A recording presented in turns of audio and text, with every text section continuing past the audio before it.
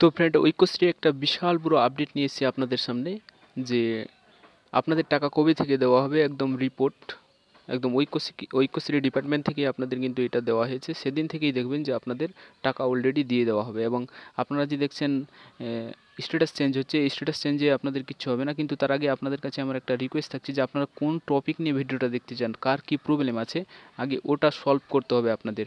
কারো যদি স্ট্যাটাসের কোনো প্রবলেম থাকে তাহলে আমাকে ভিডিও কমেন্টে জানাবেন প্লিজ। যদি না জানান তাহলে আপনারা কিন্তু সব থেকে প্রবলেমে পড়বেন। আপনাদের কিন্তু আর টাকা দেওয়ার বেশি দিন টাইম নাই, আমি বলে দিচ্ছি।